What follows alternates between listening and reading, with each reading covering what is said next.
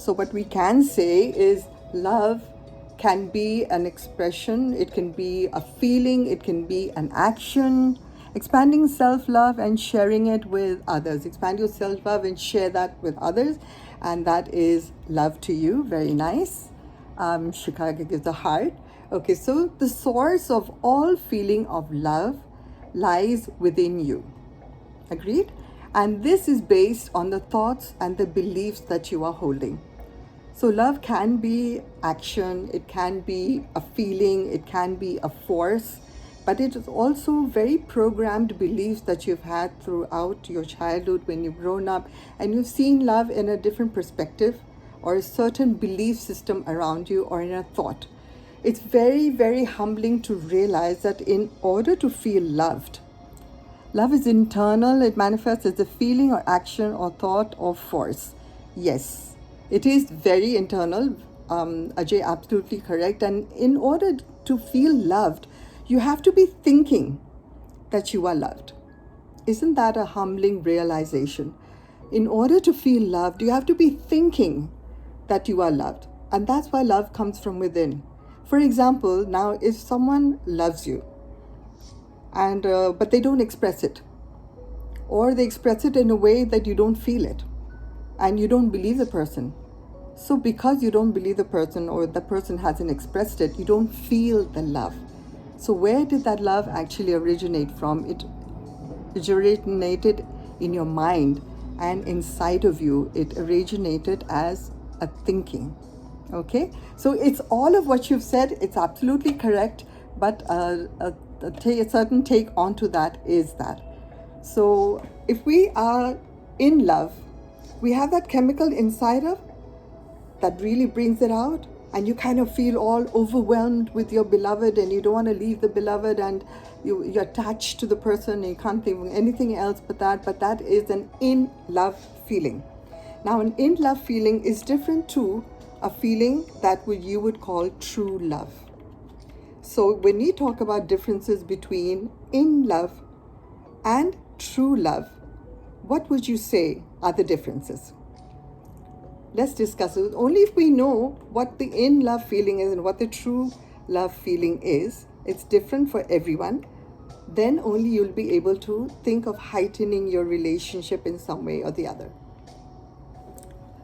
So, hi Ayushi, good to see you. So, in love generally means that you are very dependent on the person, you're very attached to the person, you can't see beyond the person, and you may get jealous of the person behaving with other people, interacting with other people, and you are afraid that the person might let go, you might be clinging to that person. So being in love, that feeling brings in a lot of limiting beliefs in you as well that you don't want to come out, but it may manifest in that sense. And if you are in a true relationship, a very real relationship, then you think of yourself as individuals. Now, the difference between a typical relationship and an enlightened relationship, there's one main difference. So a typical relationship or normal relationship will be you're caring for each other, you're being with each other, you're having responsibilities with each other, you're living in the same space, everything, but everything is intertwined. All right. Now, when you are in an enlightened relationship, you are two separate individuals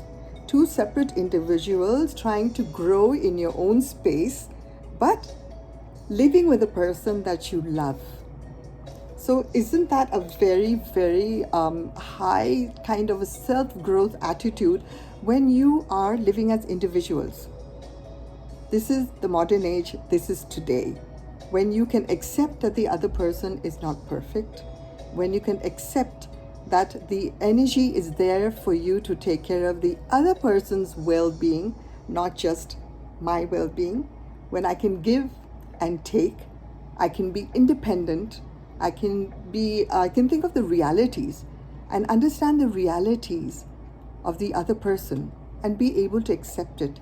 If you want to try and change it, fine. If it doesn't, you can't change it, then you accept the reality. And you also recognize and honor the other person's belief or choices or whatever they may want to do in their life. So who resonates with that? What is this? How to get over feeling of in love with someone. The thing is, you don't have to get over the feeling of in love. What you need to add to the in love is the true love, which is sustainable. Ayushi. So this has to be sustainable. In love is there. But for it to be true love and to be sustainable is what you need to add on to the feeling of in love. And whatever you feel in love, which is the negative feeling, you need to work on them. Like if you have a jealousy trait within you, you need to work on that. If you're very dependent on the person and you don't like the person doing things without you, you need to take control of that. So these are all the things that you need to do. Don't get over the feeling. It's such a beautiful feeling of being in love. But be in love and with your love throughout, and maintain it and sustain it. Okay. So when you have an enlightened relationship, that can actually lead to you finding your soulmate. So you hear about this all the time, right? I mean, I want to find my perfect soulmate. So what is a soulmate? A soulmate can only come through a relationship which is heightened and which is enlightened. And the love and the way you experience your relationship is your choice. I'll say that again. Love and the way you experience your relationship is your choice. So aim for an enlightened one where the partners are actively together but also self-growing themselves as individuals and moving on together in life. Okay. So a soulmate can also be a friend. A soulmate can be a relative. A soulmate can be your beloved. But remember, when one is a soulmate, this does not necessarily mean that he's a soulmate for life. There are changes, there are conditions that happen that may not work out the way you want it to work out. All right? Anything on this? Anyone else has any comments on this? Okay, we got that. All right. Now, I want to share a very important part of heightening your relationship with your to-be partner, your future partner. Okay, this is something that I picked up from Natalie and Joe from the Transformation Academy, and I really like their process in thinking. So they say, if you draw a list of non-negotiables, so you sit down and you think of your future partner, and you put down a list of non-negotiables in your life and put down a list of negotiables. Now, what does this mean? Non-negotiable means, maybe for me, hitting me is non-negotiable, or abusing, insulting me in public is non-negotiable. All right? And negotiable is, okay, my to-be partner lives in a big joint family and I may have to go and live with the family, though I don't want to. So that's maybe negotiable.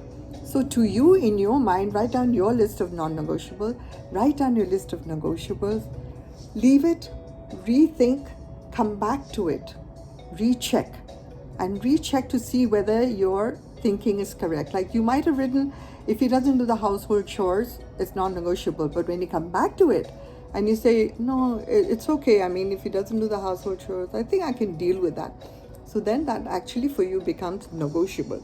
So what you need to do is to write in your list what you definitely want or don't want, what you may want, may not want, and the third thing, what you need to cross off the list.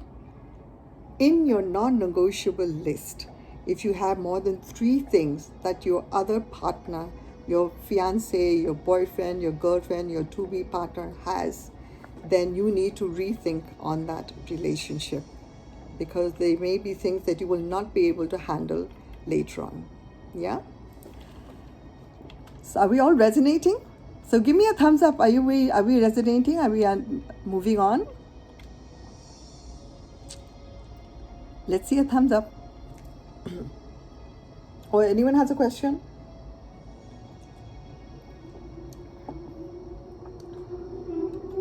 All right, so then we'll move on. So what are the tips? What tips can I give you for an enlightened relationship?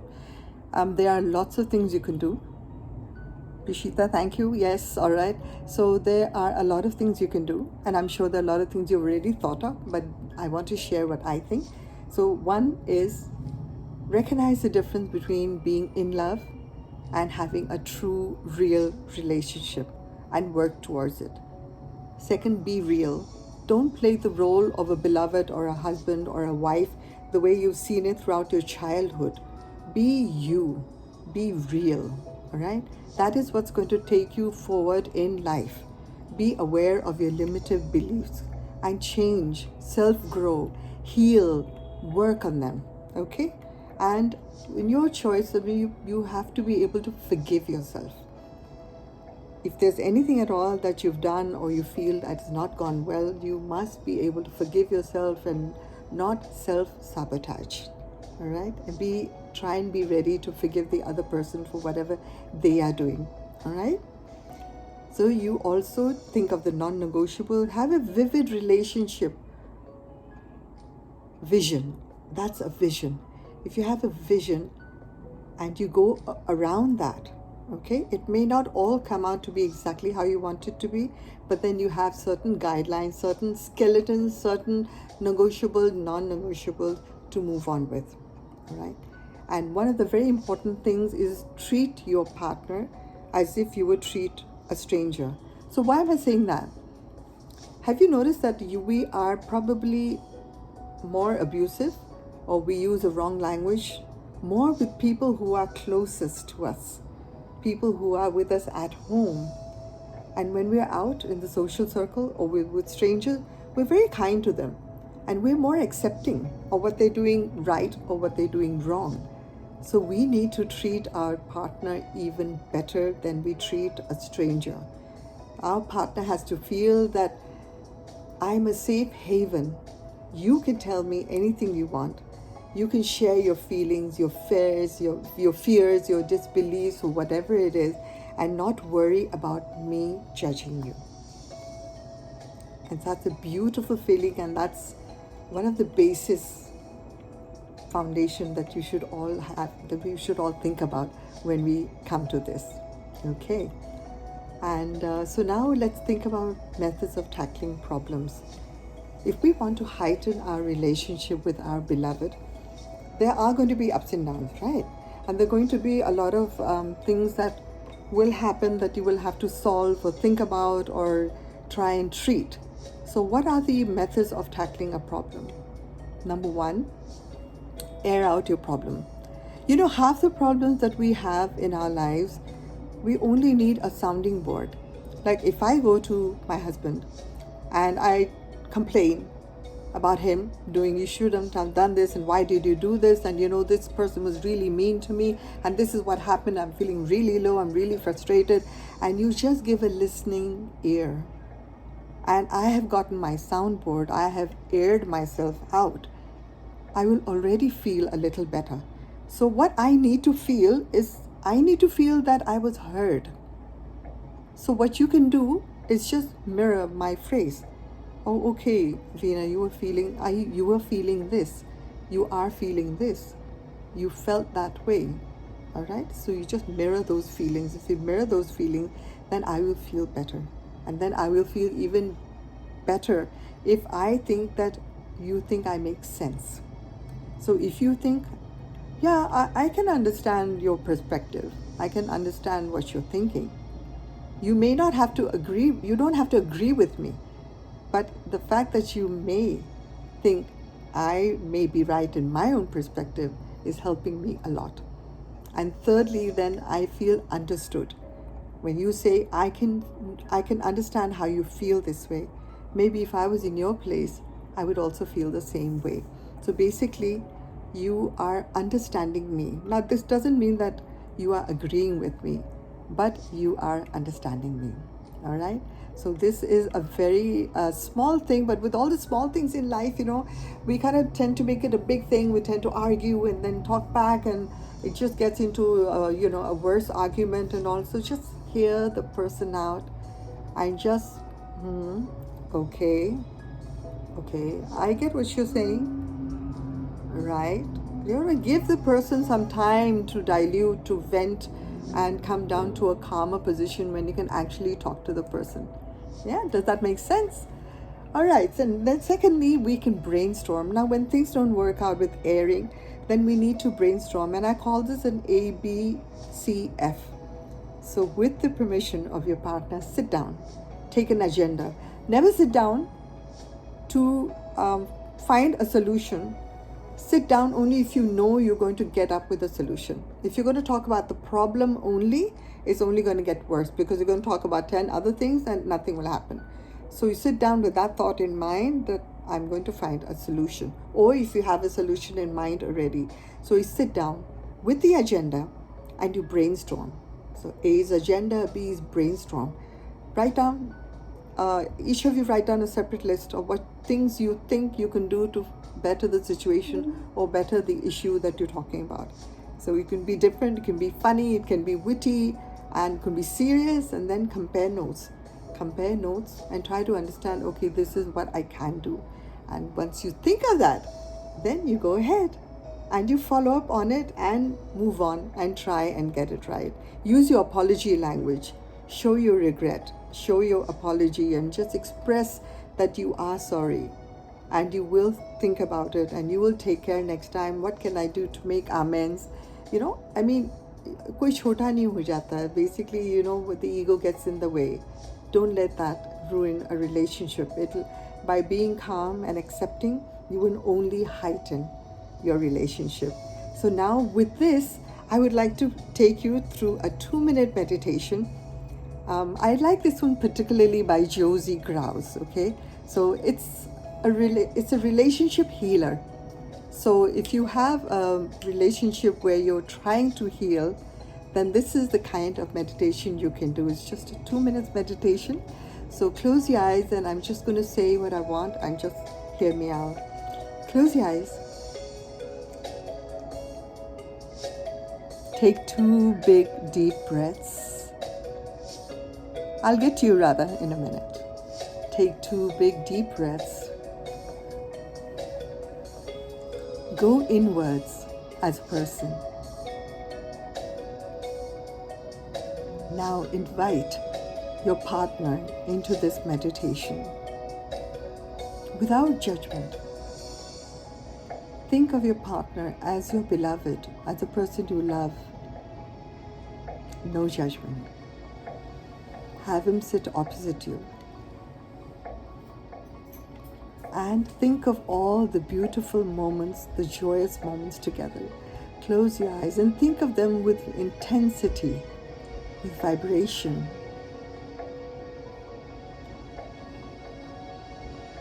Smile. And then tell the person, I bless you. I love you. And feel it with all your heart and your body and mind. And keep saying, Aham Prema. Aham Prema. And slowly open your eyes. How did that make you feel? It's a very short meditation, but if you do it properly, do it for 5 minutes, 6 minutes, follow what I just told you, and you will feel so much better, and you will be able to see your partner in a better light and move forward to healing the relationship. Yes, Radhika, how to develop understanding about each other's feeling in a new relationship. The first thing you need to develop for understanding each other is to be able to communicate with each other. You need to be able to sit down, and when you talk with each other, know that you're not going to judge each other. If that first communication channel is healthy and it's open, then the understanding will naturally develop. Now, understanding, Radhika, doesn't mean that they will necessarily agree with you, like I said earlier. If they agree with you, great, but otherwise they can accept what you're thinking, what you're feeling.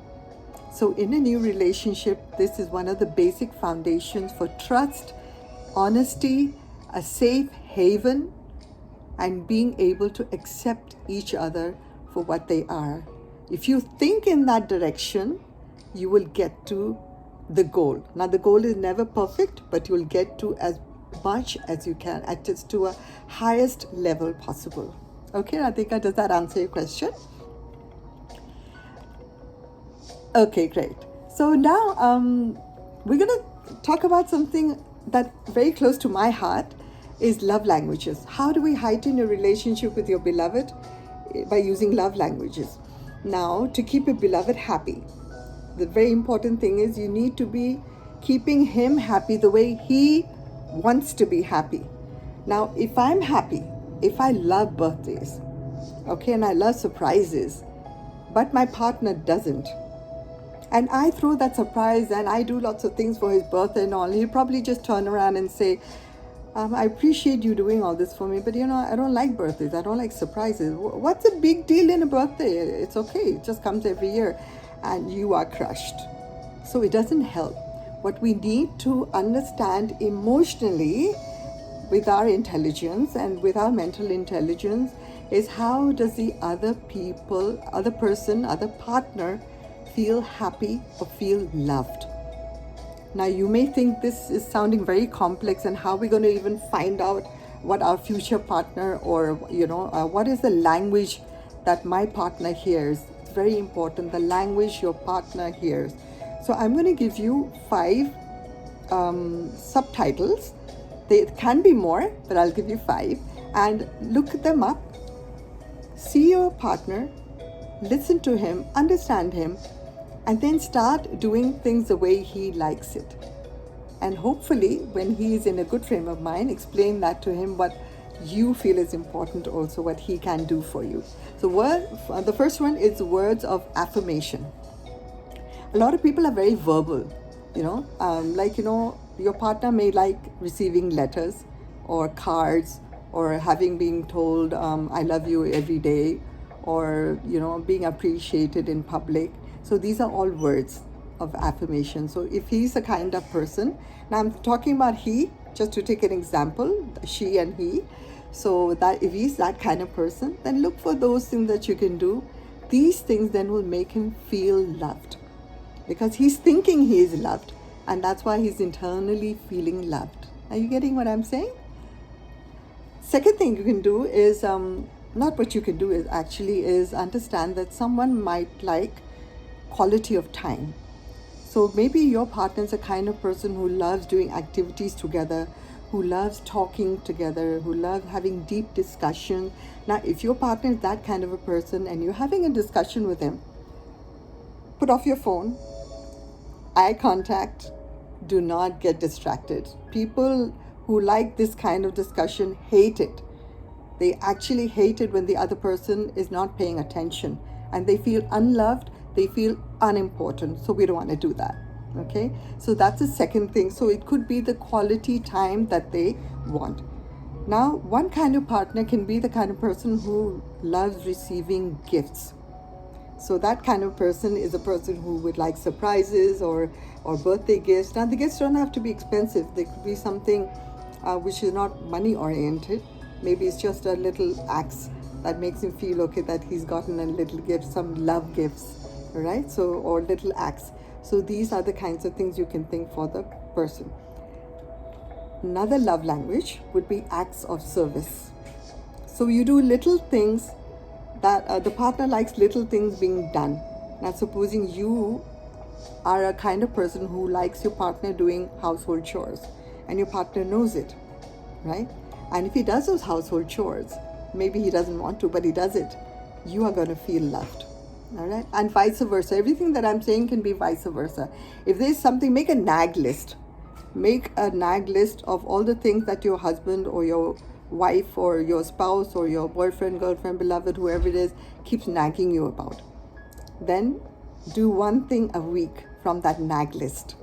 Do one thing a week from that nag list, and just see the effect it'll have on your partner. And lastly, the fifth one is physical touch.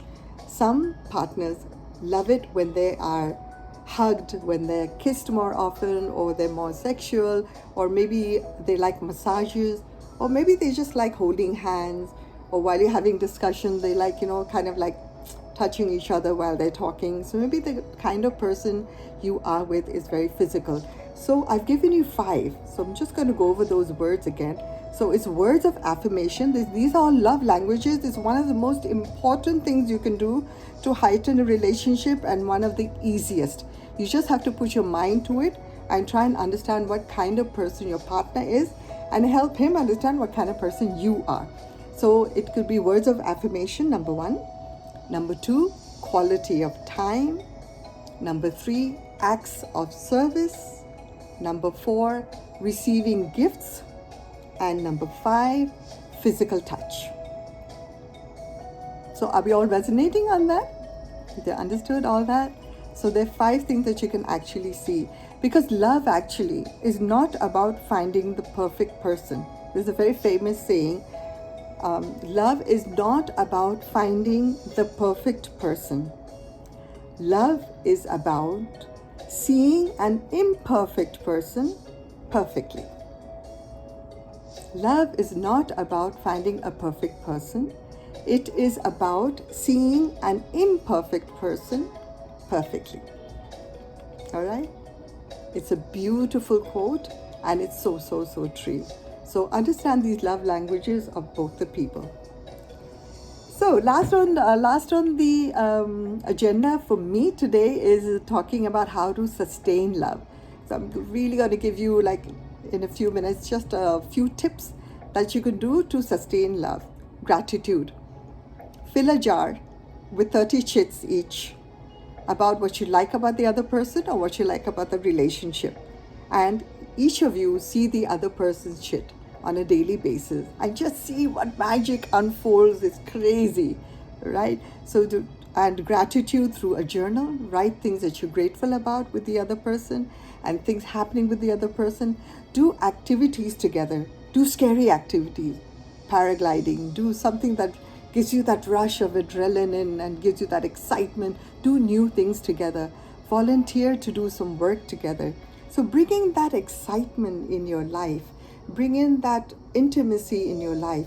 Cook a meal together or surprise each other.